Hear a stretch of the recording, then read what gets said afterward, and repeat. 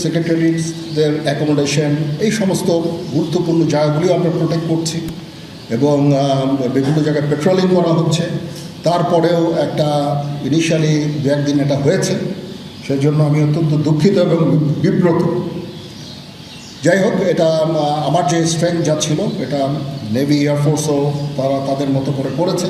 আমরা যথাসাধ্য চেষ্টা করেছি, তারপরও কিছু হয়ে গেছে। এটা আমার জাস্ট সিম্পলি আমাদের এনাফ স্ট্রেংথ ছিল না।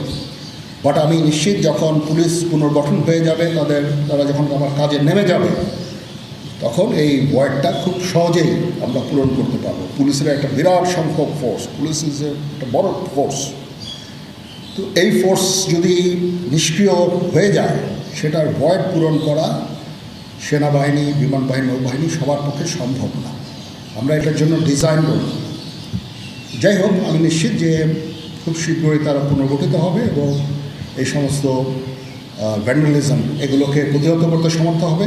বাট আমি এটুকু আপনাদের বলছি যে যারা এই সমস্ত কাজে জড়িয়েছে তাদেরকে আমরা আইনের আওতায় আনার সর্বোচ্চ চেষ্টা আমরা করব।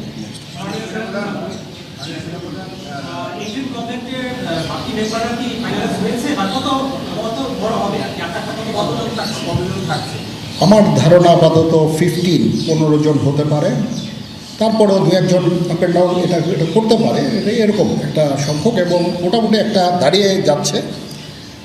যেহেতু এটা ফর্মালি প্রকাশ করা হয়নি, এটা নিয়ে আমি আর আপনাদের সাথে কথা বলতে চাচ্ছি না। জি,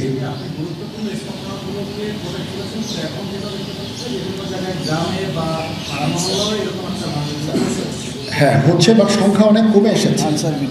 একদিন দুই দিন, প্রথম 1-2 দিনে যেটা হয়েছে সংখ্যা অনেক কমে এসেছে। আমরা আনসার ভিডিপিকেও কাজে লাগিয়েছি এবং আমি তো বললাম যে ছাত্ররা আমাদের সাহায্য করছে বিভিন্ন গ্রামে গঞ্জে। তারা এই কাজগুলোর মাধ্যমে, তাদের উপস্থিতির মাধ্যমে আমাদের সাহায্য করছে এবং বিএনসিসিকেও আমরা এটা করতে আমরা হয়তো এমপ্লয় করবো এই কাজে। আমি আমার যত ফোর্স আছে মিলিটারি সব অল ডিপ্লয়, এবং তারা তাদের সাধ্যমতো এই কাজে নিয়োজিত।